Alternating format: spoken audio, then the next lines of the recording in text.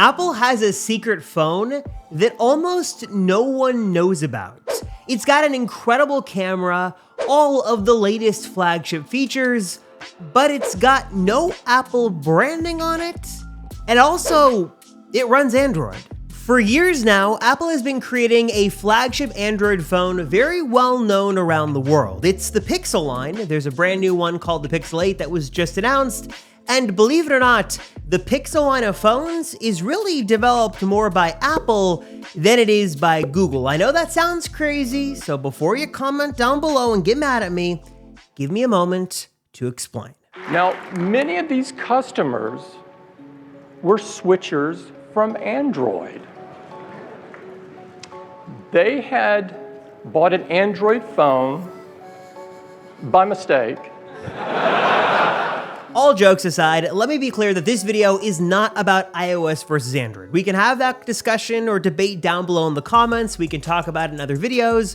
But in this videos, I want to do two things. I want to follow the money and also follow the cold hard facts, both of which lead us to a very interesting relationship between Apple and Google. On the outside, they seem like sworn enemies. One is creating an easy-to-use, safe, and secure operating system that's gonna shield you and protect you from the bad guys, and the other company is making a fully open source, customizable experience that is trying to beat down the big bad fruit company by giving users exactly what they want. But as always, looks can be extremely deceiving because that is public perception. But behind closed doors, in the company of just each other, Apple and Google are like best friends, making each other billions of dollars a year.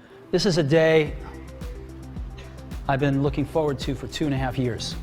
First though, let me rewind a bit and go back to 2007. You probably remember when Steve Jobs showed off pinch to zoom for the first time, or it's not 3 devices, it's 1 device, and we call it iPhone.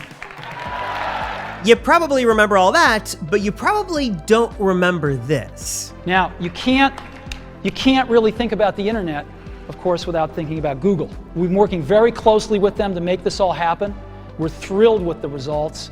It is absolutely zero coincidence that the very first iPhone and a couple of subsequent iPhones after that came with a Google Maps application and YouTube by default. Apple and Google were sort of intertwined in the beginning. They had been working together for years. They had a very lucrative and beneficial relationship. Both of them were benefiting from that arrangement. And with the iPhone, a new chapter was born where Apple and Google were going to work closer together than they ever had before. That wasn't until there was some allegations of stealing information and Google's CEO left the Apple board, and then Google made Android, and then sort of the rest is history. Ever since then, the two companies seem like sworn enemies, where Apple is the protector of your data and Google is the bad guy. The whole thing, just from the outside, seems like a mess, but again, secretly, they're still best friends. Why do I say that? Well, here's another thing that's not a coincidence. If you open up Safari on your iPhone, on your Mac, on your iPad, any Apple device with a browser, you're quickly going to find that the default search engine is Google. And that is not a coincidence. It's not an accident. Google is there for a reason, not because Apple thinks it's better than Bing, but because Google is paying Apple billions and billions of dollars a year to be the default search engine on every single Apple device. Some recent reports did some digging and show that Apple and Google have had this arrangement for years, and as of the latest estimates, Google was paying Apple about $20 billion per year.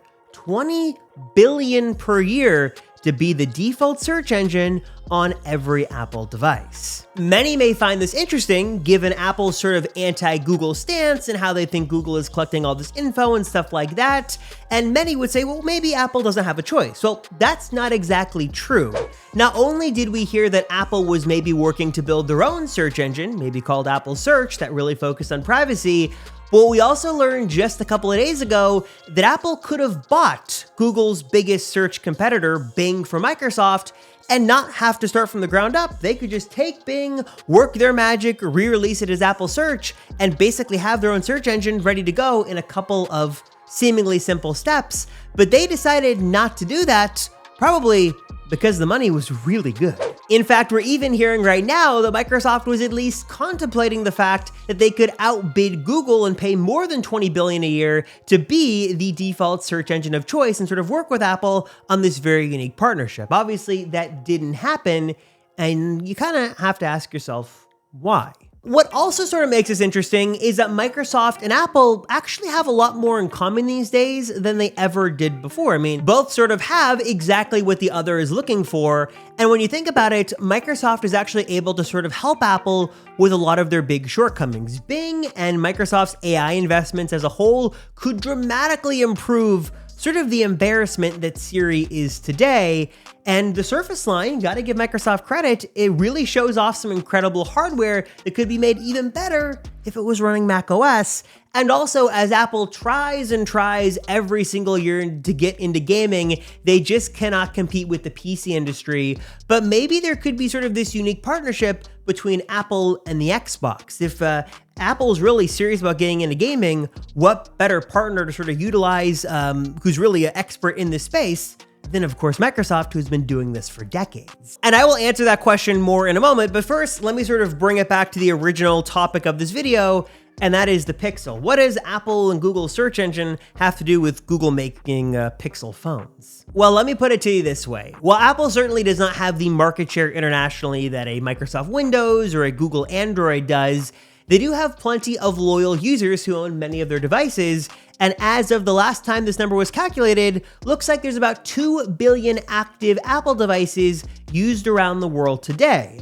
And for Google to pay $20 billion a year sounds like a lot of money, but to be the default search engine on almost all of those 2 billion devices around the world is actually a pretty sweet deal for them. Seeing as Google makes the large portion of their revenue from Google Search and the advertisements they're able to make on those searches, there is a good case to be made that a good chunk of Google's income comes directly from Apple users using Google's products and services and their search engine on their Apple devices by default. Of course, some may switch to something else, some may use Google and Bing in a combination, but I'd say most people these days who own Apple devices, myself included, are using Google as their search engine of choice and probably other Google products, which in turn is making Google a lot of money off of this arrangement they have with Apple.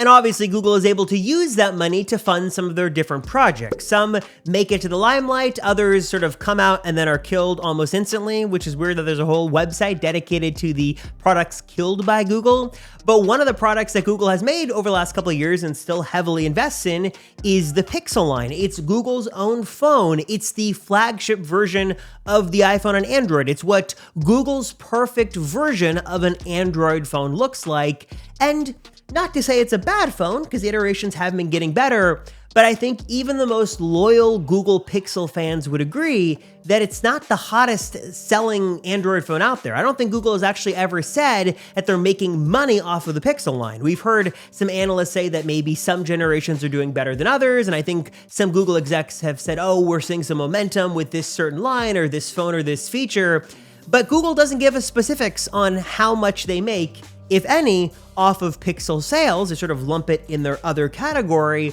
which leads us to believe that maybe the Pixel line makes some money, or maybe it's losing money as Google tries to get it off the ground and try to reinvent it generation after generation after generation, as they just recently did with the new Pixel 8 series. In my opinion, I think it's very safe to say that Google would look extremely different these days if that Apple-Google arrangement didn't control the internet and didn't happen, and I'm not sure if the Pixel line, a little bit of a more ambitious, riskier endeavor from Google, would exist, at least at its scale and its current form today, if it wasn't from the funding coming from Apple and I guess indirect funding coming from Apple and mainly from all their users who are using Google Search and the YouTube and Google products and services every single day on their devices. But I'm curious, what are your thoughts on this? Your thoughts on the Apple and Google arrangement? Do you think that Apple is sort of investing in the Pixel line? They're funding their own competition?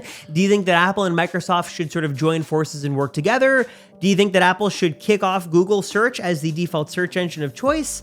Let me know your thoughts down below. As always, thank you guys so much for watching. I appreciate it. I'm Robert Rosenfeld from the Apple Circle, and I'll see you all in the next one.